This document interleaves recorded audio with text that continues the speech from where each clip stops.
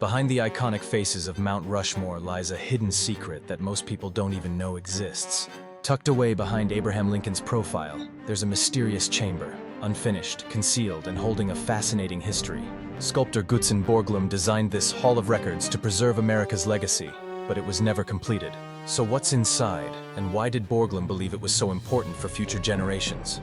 Join us as we uncover the secrets of this hidden chamber and reveal the story behind the most mysterious part of Mount Rushmore that's been locked away for decades. On Halloween in 1941, after 14 years of work, the monumental task of carving the faces of 4 U.S. presidents, George Washington, Thomas Jefferson, Abraham Lincoln, and Theodore Roosevelt, into Mount Rushmore was completed. However, one lesser-known aspect of the project, created by Danish-American sculptor Gutzon Borglum, remains unfinished and hidden behind the face of Lincoln. Behind the presidential carvings, in a small canyon, an 18-foot-tall doorway was carved into the granite rock.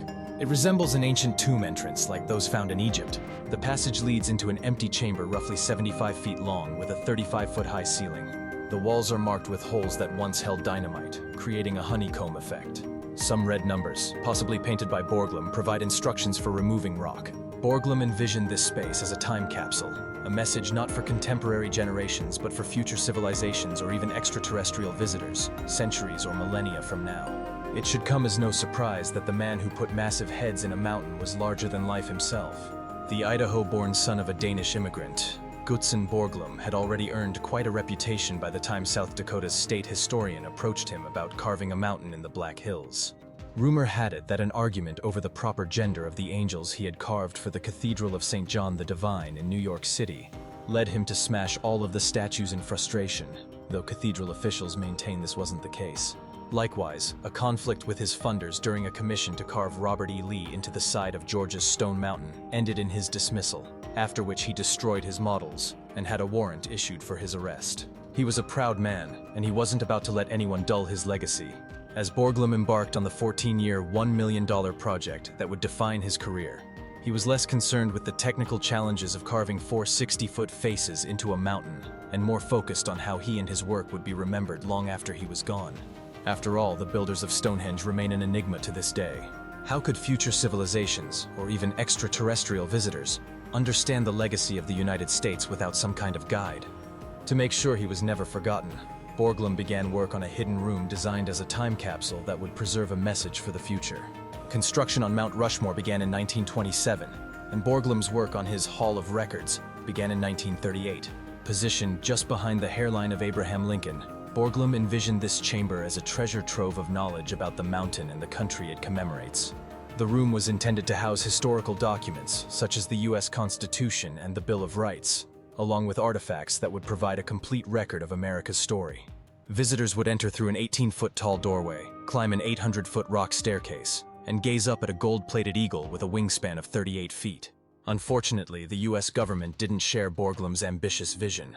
With limited funds and time, the government instructed him to focus on finishing the faces of the presidents, and his plans for the Hall of Records were delayed. After 3 years of work, Borglum died in March 1941, just a few days shy of his 74th birthday. His son Lincoln stepped in to finish the presidential carvings, but the Hall of Records remained unfinished. For decades, Borglum's family campaigned to have the Hall of Records completed as a tribute to the sculptor's vision. Although Borglum's grand scheme for the Hall of Records had to be abandoned, the idea remained. On August 9, 1998, Gutzon Borglum's dream was completed when a repository of records was placed in the floor of the hall entry. This repository consists of a teakwood box, inside a titanium vault, covered by a granite capstone. Etched on the capstone is the following quote by Gutzon Borglum: "Let us place there, carved high as close to heaven as we can, the words of our leaders, their faces, to show posterity what manner of men they were. Then breathe a prayer that these records will endure until the wind and rain alone shall wear them away."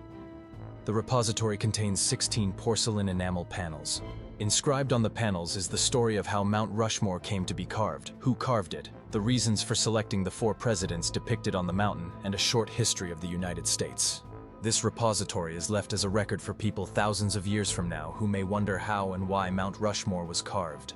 Although the Hall of Records still exists within Mount Rushmore, it remains closed to the public, leaving hopeful visitors to rely on photographs and the knowledge that the room, though hidden, is still a part of the monument's legacy. If you enjoyed this video, please like, share, and subscribe. This has been National Park Mysteries.